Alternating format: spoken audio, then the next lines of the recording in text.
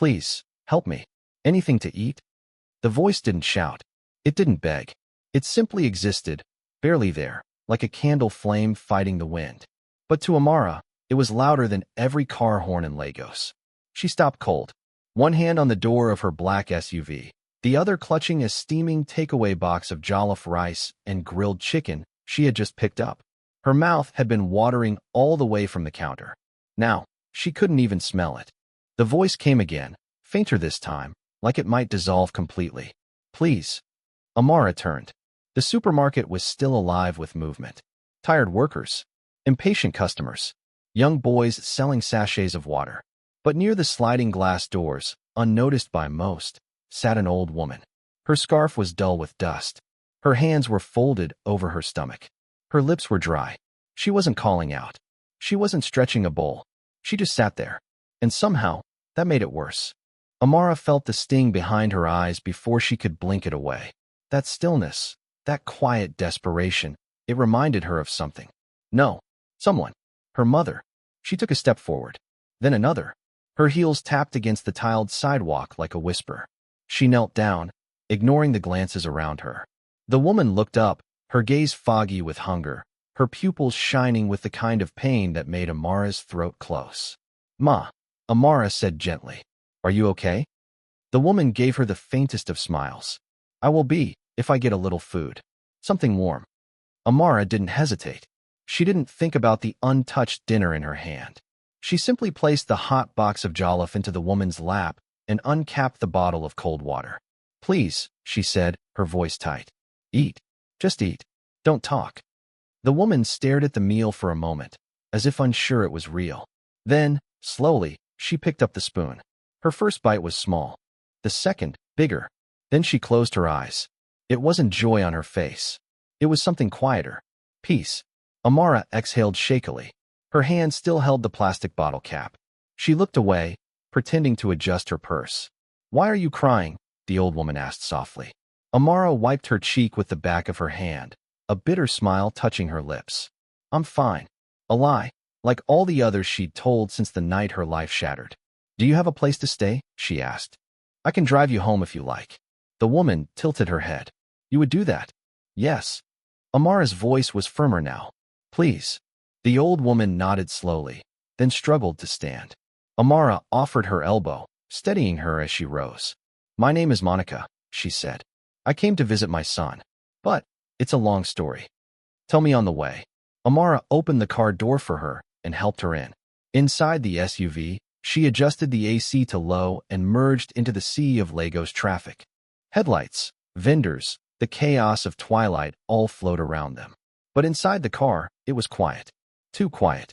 You were crying, Monica said again. Not everyone cries when they see a hungry woman. Amara kept her eyes on the road. The ache in her chest pulsed. My name is Amara. She hesitated. People call me CEO, but that's just a name. The woman listened without interrupting. 5 months ago, some men came into my house, Amara continued. They hit me. They hit my mother. Her grip on the steering wheel tightened. She didn't survive. Monica's silence wasn't awkward.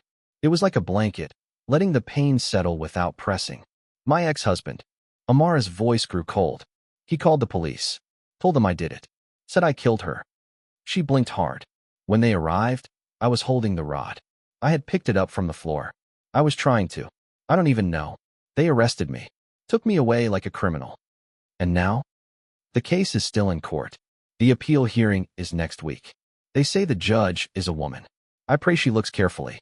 Monica's hand, warm and unexpectedly strong, touched her arm. Justice is a hard road, she said quietly. But it is still a road. They drove over a bridge, the river below reflecting the city's fractured light. On the other side, things changed. Streets grew wider. Gates taller. Air thicker. Where are we going, Ma? Amara asked. Victor Island, Monica replied. Amara blinked. Really? The old woman didn't explain. They reached a long street lined with palm trees and sleek mansions behind high walls. Monica pointed. That blue gate. It was a pristine property. The kind of place Amara had once dreamed of owning. A guard stepped forward, took one look at the passenger, and froze. Mama, he said, stunned.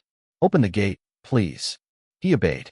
Inside, The house revealed itself in quiet elegance. White stone, golden light, the hush of wealth. You live here? Amara asked. Monica shrugged. Sometimes. My son owns it. His wife doesn't like to cook much. The statement was dry, but there was something sharp beneath it. Amara helped her out of the car. A young maid came rushing, then stopped, confused by the sight of the CO, holding an old woman's elbow. Will you come in? Drink water? Rest? Monica asked. Amara shook her head. No, Ma. I didn't know you lived. Monica smiled gently. Home can be anywhere someone listens. Then her gaze sharpened. Before you go, tell me, why did you stop for me? Amara swallowed. The question felt too big for words. Because you looked like my mother, she whispered. And I would want someone to stop for her. Monica reached into her wrapper and handed Amara a small white card. Just a number. Nothing else. If you ever need anything, she said, call. Only your first name. No details. Amara frowned, but nodded. Thank you, Ma. She drove off, the card beside her gear lever, telling herself it was just a small act of kindness. A strange but touching night. She didn't know. Inside the mansion, Monica stepped into a powder room and closed the door behind her. Slowly, carefully, she untied the dusty scarf and removed the faded blouse. Underneath, a sleek black dress clung to her like certainty. She washed her hands, combed her silver hair, and stared at her reflection. The woman in the mirror was no beggar. From a drawer, she pulled out a slim leather case. Inside, 2 phones. She dialed the first. This is Justice Monica, she said evenly. I want every piece of material evidence on case A. 4227 delivered to my registrar before noon tomorrow. No delays. Then the second phone. Submit full defense files tonight. No summaries. Raw documents only. J. Monica. She paused. She thought of the girl with trembling hands and a soft voice. She placed the scarf gently on the counter like it meant something sacred. Outside, the city continued its restless roar. But inside, Justice Monica turned toward her study, where one case file waited in silence. State versus Amara. She opened it and began to read. Amara couldn't sleep that night. Rain had started around midnight, falling in long, quiet sheets against the windows of her 2-story home. Outside, the streets of Lagos whispered with water and wind. Inside, silence ruled, too silent. Her phone still glowed on the bedside table. The message from the unknown number stared back at her like an unblinking eye. If anyone calls about your case tonight, do not answer. Lock your gate. Pray. She didn't know the number. No name, no photo. Just those words. Calm. Ominous. At first, she had laughed nervously, telling herself it was a mistake. A prank, maybe. But the longer she lay in the dark, the more the words crawled under her skin. She sat up, pulled back the curtain, and froze. A car. A black car sat outside her compound wall. Lights off. Engine silent. It hadn't been there when she got home. She zoomed in on her gate camera. Still no license plate in view. Her breath caught. Madam. Mama Kim, her housekeeper, poked her head into the room. Amara turned sharply. Did you see the car outside? The older woman walked to the window, squinted into the rain. I thought maybe it was the neighbor's guest. It's been there for long. Amara felt a chill creep up her spine. Please, lock the kitchen door. Don't open for anyone tonight. Yes, Ma. Mama Kim said, voice tense now. When she was gone, Amara sat on the edge of the bed and whispered, God, protect me. Don't let him hurt me again. Her phone buzzed. Another message. Do not panic. Stay calm. Help is near. She stared at the screen. No sender. No clue. Before she could reply, the security light outside flickered, then went out. Darkness swallowed the compound like a closing mouth. Her body reacted before her mind caught up. She grabbed the taser from her bedside drawer and crouched low, moving toward the window again. A figure moved outside. Slow. Deliberate. Just beyond the broken light. A man. Hooded. Something metallic in his hand. Please, she whispered, heart hammering. She called her guard. No answer. Tried again. Nothing. The phone buzzed once more. Stay inside. Don't move. Then everything happened fast. The gate burst open with a crack. Heavy footsteps pounded the wet pavement. Voices rose, urgent, angry. She's inside. The boss said finish it fast. Amara dropped to the floor, her hands trembling. She crawled behind the bed, her breath short and sharp. Then, like thunder, police, drop your weapon. Gunshots, screams, a heavy thud, then silence, long deafening. Madam Amara, a voice called from outside. You're safe. Please come out. She peeked through the curtain. A familiar uniform. Inspector Daniel. Still shaking, she opened the door. Rain had soaked the compound. Two men lay cuffed in the mud. One of them turned his face. She recognized him. Jonathan's former bodyguard. They came for the server and the CCTV backups, Daniel said. To destroy evidence before your hearing. Amara's knees buckled. Jonathan, she asked, voice thin. Daniel hesitated, then nodded. We can't confirm yet, but his name keeps coming up. She looked around, at the mud, the smashed bulbs, the faint scent of gunpowder. Who warned you? She asked. You said you got a call. He nodded again. Anonymous. No name. Just said, protect her before midnight. The evidence must not die with her. Then the line cut. Amara felt something shift deep inside her. That voice. That warning. That card. She walked back inside, sat on the couch, and stared at the card Monica had given her. Still plain. Still white. Just a number in neat black print. Her thumb hovered over her phone. She didn't call. She didn't have to. Because the next morning, her lawyer walked in carrying 2 coffees and a look of disbelief. Amara, you're not going to believe this, he said. The woman you helped. Monica. That's Justice Monica. The judge for your appeal case. Amara stared at him. What? She's one of the most respected judges in the country. Clean. Sharp. Fair. That's her. Amara's coffee cooled in her hand. Her head spun. She saw again the scarf, the empty stomach, the trembling hands. And then the quiet house.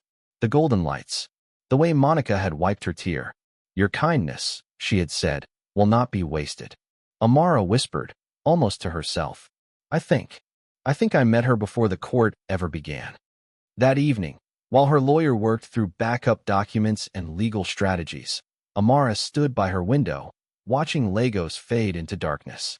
She remembered Monica's eyes, warm, unreadable. Maybe it hadn't been a coincidence. Maybe it had been something more. Somewhere across town, in a silent study lined with law books, Justice Monica stared at a frozen frame on her screen. The CCTV footage had been enhanced. It showed a man slipping through a doorway the night of the murder. Tall, deliberate. Jonathan. She leaned back, heart heavy, fingers trembling just slightly as she reached for her pen. She scribbled a note across the file. Preserve everything. Then she whispered, not to anyone in particular, just to the room, to the rain, to God. Now I understand why she found me. But peace is a fragile thing. Because even as she wrote, a third phone, one she hadn't used in years, buzzed where it sat forgotten in a drawer. Blocked number. She answered. A raspy voice whispered, My lord, someone's trying to delete the CCTV files from the main server. The order came through a cracked private line. It traces back to. The name came like a slow burn. Jonathan. Justice Monica's hand clenched around her pen. She stood. The fountain outside murmured faintly, like a clock counting down. She lifted a sheet of paper and wrote a final command. Immediate preservation order. Any interference is contempt. She pressed a buzzer. A young aide appeared. Run, she said. The aide vanished down the hallway. And Justice Monica stood alone, her gaze sharp as thunder rolled over the city. Somewhere out there, a man was reaching for a wire he should never touch. And in her bedroom across town, Amara's phone lit up one last time. Another message. Same sender. Still unknown. If anyone calls about your case tonight, do not answer. Lock your gate. Pray. And that's exactly what she did. Because she finally believed it wasn't just a message. It was a warning. The day of judgment came with a heavy sky. Lagos was unusually still that morning, as if the city itself was holding its breath. Even the air outside the courthouse in Ikoyi felt thick, like it knew the weight of what was about to happen. Security officers lined the gates. Inside, journalists whispered and adjusted their cameras. Lawyers hurried through the entrance, their arms full of files and pressure. Every bench in the courtroom was full, some with curious strangers, others with people who had once worked under Amara, now watching to see if the woman once called Nigeria's youngest female CEO would walk free or be taken away in handcuffs. Amara sat at the defense table, back straight, hands folded, trying to look composed. But her palms were damp, and her pulse tapped against her neck like a second heartbeat. Her black suit was perfectly tailored, her hair tied in a low bun, her mother's small gold cross hidden beneath her blouse. She hadn't slept properly in days. But her eyes, dark, alert, never left the double doors. Her lawyer leaned in. "Breathe," he whispered. "We have everything we need. Just trust the process." She nodded once. But it wasn't the process she trusted. It was the woman she had fed outside a supermarket. The one with dust in her scarf and power in her silence. The doors opened, and silence followed. Justice Monica entered, not as a frail old woman, not as a dusty figure on the street, but as a force. Draped in her black robe and white wig, she moved with calm precision. Her eyes scanned the room, sharp, unreadable. Then, for just a moment, she looked at Amara. Their eyes met. Amara blinked. Justice Monica's gaze softened, barely, just enough to say, "I remember you." Then she took her seat. Court is now in session. The clerk's voice rang through the room. The murmur of tension shifted. Phones were silenced. Pencils poised. Even the walls seemed to lean in. Barrister Ez stood and began. His voice was clear, confident, steady. "My lord, we present new evidence in the matter of State versus Amara Namdi, concerning the death of Madam Hannah Namdi." He motioned toward the clerk. The projector flickered on. Lights dimmed slightly. The following CCTV footage was obtained under direct court preservation order. We ask for it to be admitted into record.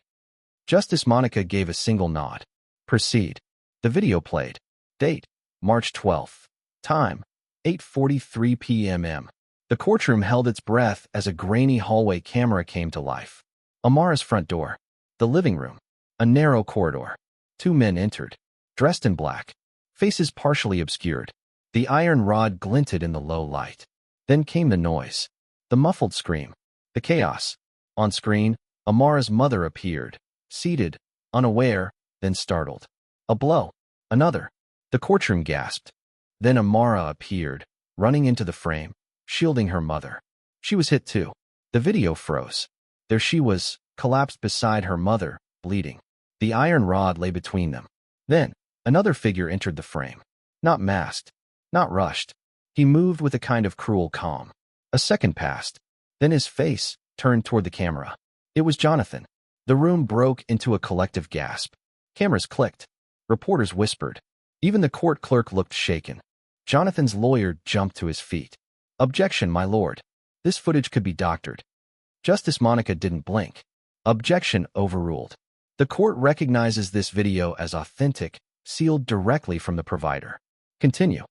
Barrister Ez nodded. "Thank you, my lord." Then he pressed play on a second file. It was a phone call. A male voice, confident, amused. "She thought she could leave me and keep her company? I built her. I'll destroy her. Let her rot in jail." Jonathan's face flushed red. Amara covered her mouth, trembling. Then came the final blow, bank records. A series of transactions from Jonathan's business account to an alias account connected to one of the attackers. Evidence stacked like bricks, each one stronger than the last. Barrister Ez turned to the judge. "My lord, I believe the court can now see clearly who the true architect of this crime was." Silence. The room seemed to hold its breath. Justice Monica looked at Jonathan. "Do you wish to respond?" He stood slowly, his hands clenched. "This is a setup," he spat. "She planned this. She wanted to frame me. She—" "Mr. Namdi," Monica interrupted. Her voice was not loud, but it cut like ice. "You are under oath. I suggest you choose your words carefully." He fell silent. Then she turned to Amara. "Mrs. Namdi, do you wish to address the court before judgment is passed?" Amara stood slowly. The courtroom tilted around her. Her knees barely held. "My lord," she said, voice shaking. "I didn't come here for revenge. I came for truth. My mother, she was gentle. She raised me alone. She deserved to be buried with dignity, not left in a mortuary because the world thinks I killed her." She took a shaky breath. "I want justice, not just for me, for her." Monica nodded once. Then she opened the file before her. Her tone was even. "Having reviewed all material presented, including CCTV, audio, forensic reports, and financial evidence, this court finds the defendant, Mrs. Amara Namdi, not guilty of all charges." A ripple spread through the room. Easy exhaled deeply. Amara's legs gave way. She fell to her knees, sobbing. But Justice Monica continued. This court finds compelling evidence that Mr. Jonathan Namdi orchestrated the attack, resulting in the death of Madam Hannah Namdi and the false implication of his ex-wife. Therefore, he is found guilty of murder, conspiracy, and obstruction of justice. Jonathan staggered. No, this can't be. I paid. He stopped himself. Too late. Monica didn't blink. You are hereby sentenced to life imprisonment without parole. Officer stepped forward. Jonathan struggled. This isn't over, Amara. You hear me? His voice echoed as they dragged him from the room. Amara sat curled on the courtroom floor, her face buried in her hands. Easy knelt beside her. It's over, he whispered. You're free. From the bench, Justice Monica watched in silence. Her face unreadable. But her eyes, they told another story. But the story wasn't truly over. Because that night, in a quiet prison cell, Jonathan sat under a dim light, clutching a pen. He wrote, Amara, I know you'll never want to hear from me again. But please, let me say this once. Rain tapped softly against the glass of Amara's office window. 2 months had passed since the verdict, but she still startled at sudden noises. She still checked locks twice. And every time thunder rumbled over Victoria Island, it sent a cold memory crawling down her spine. Her company, Amara Holdings, had risen from the ashes. Investors who had once ghosted her now filled her inbox with apologies and offers. The press called her the woman who beat the system, but she didn't feel triumphant. She felt hollow. On her desk sat a small photo frame. Her mother, smiling in a bright Ankara wrapper, head tilted slightly, forever mid-laugh. Beneath it, an engraving she had written herself. Truth may walk slowly, but it always arrives. She touched the frame with her fingers, then returned to signing a contract. That's when Grace, her assistant, entered quietly. Ma, a letter came for you. She placed a plain white envelope on the desk. No return address. Amara frowned. Thank you, Grace. The door closed. Amara stared at the envelope for a long moment. The handwriting was uneven, like someone who hadn't held a pen in years. She reached for the paper knife. Inside, a single folded sheet. Her eyes scanned the name at the bottom. Jonathan. Her blood chilled. She began to read. Amara, I know you will never want to hear from me again. But please, just once, let me say this. I am not writing to escape punishment. I know I deserve it. The things I did to you, to your mother, they haunt me. The prison walls echo with her voice every night. You were my light. I turned it into darkness.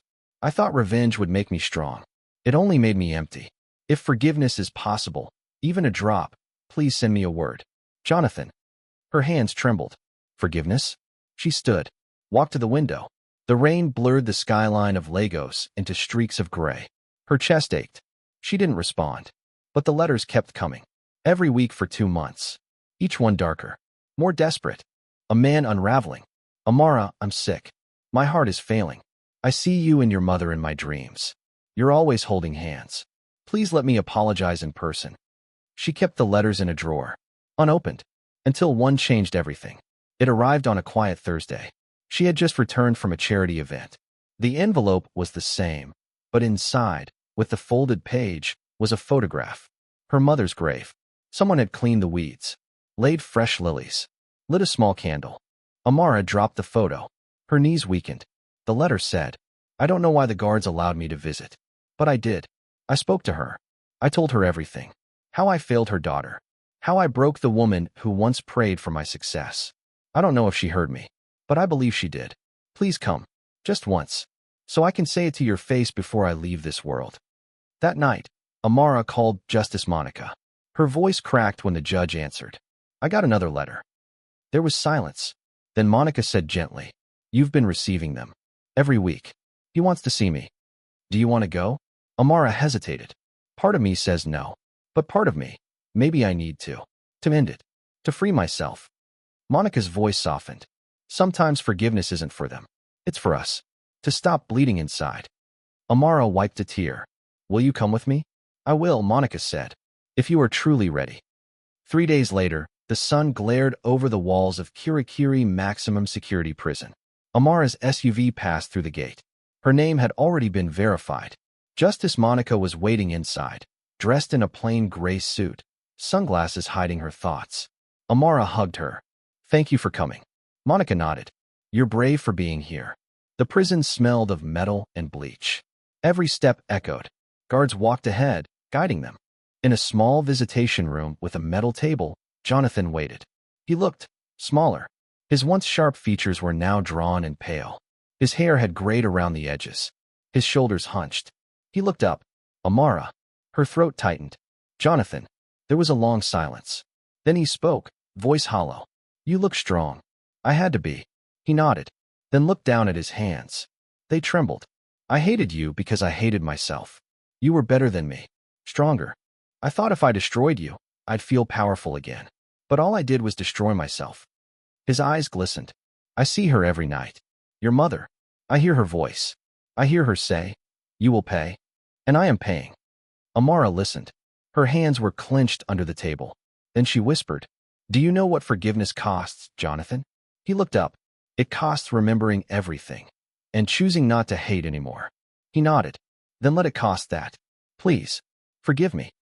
A deep silence settled, and then Amara whispered, "I forgive you." Jonathan blinked. "You do?" "Not because you deserve it, but because I do. I need peace." His lips trembled. "Thank you." She stood. "Goodbye, Jonathan." Then paused. "But I don't know if my mother can forgive you. That's between you and God." He nodded slowly. "Tell her I finally understand what love means." As the guards led him away, Amara saw something she never expected. Not victory, not regret, but humility. Outside, the wind felt different. Softer.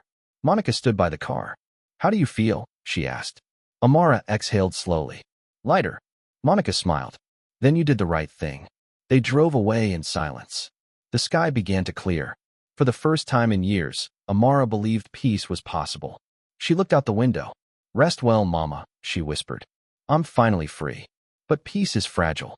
Because just as they pulled into her compound, Monica's phone buzzed. She checked the screen. Her face changed. Amara noticed. "What is it?" Monica handed her the phone. A message. No name. No greeting. Just one line. "The man you forgave is no longer in prison." 2 years passed. Time, that quiet sculptor, reshaped everything.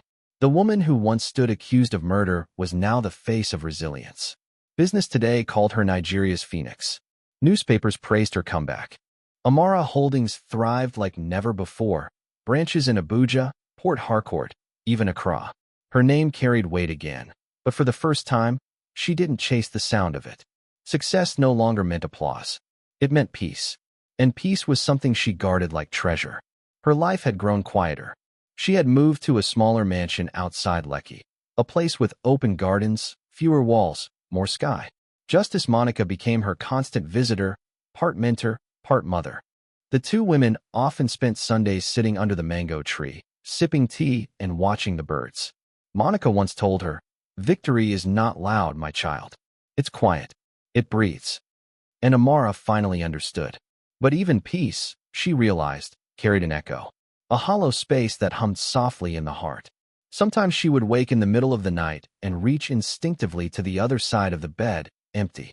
She had learned to love solitude, but solitude had begun to love her too much back. Then, one day, she met Johnson. It happened at the Lagos Economic Summit, a massive event in a glass tower overlooking the Atlantic. She had been invited to speak about women in leadership. Johnson, a regional bank manager, was moderating a finance panel that morning. After her session, she was backstage, packing her notes, when a warm voice called. "Excuse me, are you Amara Namdi?" She turned. He was tall, neatly dressed in a gray suit, dark skin glowing under the lights. His smile was genuine, rarely seen, never forced. "I am," she said carefully. "I didn't expect you to be so calm," he chuckled. "I read about your story during the trial. Everyone did. But listening to you today, you sounded like peace itself." Amara smiled faintly. "Peace took a while." "Then you must teach the rest of us," he said lightly. His tone wasn't flirtatious. It was curious, kind. They spoke for 10 minutes. It felt like 10 years of familiarity compressed into 10 breaths. He didn't ask about the scandal. He asked about her foundation, her mother, her belief in second chances. Before leaving, he said, "Maybe next time, you'll let me buy you coffee." She almost said no. But something inside whispered, try again. And she did. Weeks became months. Coffee turned into long walks by the marina. Phone calls turned into quiet dinners. Conversations turned into healing. Johnson never asked for too much. He waited for her heart like a man watching dawn break. Patiently, reverently. Sometimes, when he laughed, it startled her. Not because it was loud, but because it sounded like something she had lost years ago. Safety. He often told her, you've survived storms, Amara, but you still shine. That's rare. She would smile softly and reply, maybe because I stopped waiting for sunlight and learned to love the rain. It was during one of those evenings, while the waves crashed and city lights blinked behind them, that he turned to her and said, quietly, you don't have to answer now, but someday, I'd like to call you my wife. She froze, then smiled shyly. Someday might not be so far away. 5 months later, they married in the garden of her home. It was small, intimate, radiant. The sun dipped low, painting the sky in gold. The air smelled of lilies and soft laughter. Justice Monica stood in the front row wearing a blue wrapper, eyes moist but proud. When Amara walked down the aisle in her simple white gown, she carried not perfection, but peace. She had no need for diamonds or grandeur, just truth. When she reached Johnson, he whispered, I'm not here to replace your past. I'm here to build your future. Amara's eyes glistened. Then let's build it together. As they exchanged vows, the wind seemed to carry a whisper, gentle, unseen. It almost sounded like her mother's voice. 9 months later, Amara held a baby girl in her arms. The hospital room was filled with the soft rhythm of machines and the sweet sound of new life. Johnson stood beside her, brushing the baby's cheek with trembling fingers. She's perfect, he said.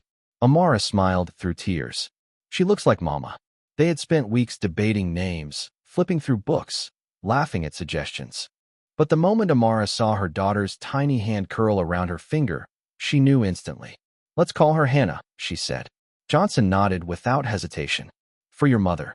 Amara pressed her lips to the baby's forehead. For kindness. For justice. For peace. A tear slid down her cheek. Mama, I kept your promise. I didn't let pain make me cruel. Johnson kissed her temple. And your kindness saved you, Amara. It saved us both. A week later, they held a naming ceremony at home. The compound filled with laughter and music. Friends, staff, family, even a few neighbors who had once whispered gossip behind her back, now came bearing gifts and smiles. Justice Monica arrived with a bouquet of lilies, the same flowers Amara had seen once before, on her mother's grave. After the prayers, Monica handed her a small silver locket containing a pressed white lily. Your mother would be proud, she said softly. But beneath her calm smile, Monica's mind was elsewhere. Because the night before, she had received a confidential report. A man matching Jonathan's description had been spotted near the border, using a fake name. Mr. Obasai. The patrol tried to pursue. He vanished into the swamp near the wharf. Monica said nothing. She looked at Amara holding her baby and decided that peace, even fragile peace, was worth protecting, for now. That evening, after the guests left, Amara and Johnson stood on the balcony overlooking the city. The night was quiet. The baby's faint coos drifted from inside. Can you believe this life is ours? Johnson asked. Amara smiled softly. Sometimes I still wake up afraid it's just a dream. He took her hands. Then let's promise never to let fear win again. She nodded, eyes warm. Never again. He kissed her forehead and went inside to check on the baby. Amara stayed, watching the city lights flicker like fallen stars. The smell of rain hung in the air. Her phone buzzed on the table. She almost ignored it. Then she saw the message. Congratulations on your new beginning. Enjoy your peace, while it lasts. Her chest tightened. She scrolled down. No name. No number. Just one small image attached. A picture of her garden. Taken that morning. From outside the fence. Her hand froze. The phone slipped slightly. Who's that? Johnson's voice came from behind her. He saw her face pale. Amara? What's wrong? She showed him the phone. For a moment, neither of them spoke. Then she whispered, It's him. Johnson's eyes widened. That's not possible. But her voice was certain, low, almost breaking. It's Jonathan. He's watching us. Outside, thunder rolled across the horizon. The baby cried softly in the next room. Amara grabbed Johnson's arm, her pulse racing. He reached for his phone to call the police, but she stopped him. No, don't alert him yet. We need to be sure. They turned off the lights, moved quietly to the window, peered through the curtain. The garden lay empty, the night still, but somewhere, beyond the gate, behind the shadows of the trees, a faint red glow blinked, like a cigarette's tip in the dark. Amara's breath trembled. Johnson's jaw tightened. He can't hurt you again, he whispered. She wanted to believe him. But deep down, she knew some ghosts don't haunt because they're dead. They haunt because they're still alive. Somewhere beyond the fence, rain began to fall again. A lone figure stood under a black umbrella, phone in hand. The screen glowed softly on his face. The same eyes, the same calm. Jonathan. He watched the house, listened to the muffled laughter inside, the baby's cry, the sound of life continuing without him. He smiled faintly. Forgiveness, he murmured, was her first mistake. Then he disappeared into the rain, leaving behind only wet footprints that washed away before dawn. And inside the house, Amara held her baby close, whispering into her tiny ear, "You will grow in light, not in fear. I promise." But somewhere, in the heart of Lagos, another promise was being written. Not in love, in revenge. The city slept. The rain fell. And the story of forgiveness was not yet done.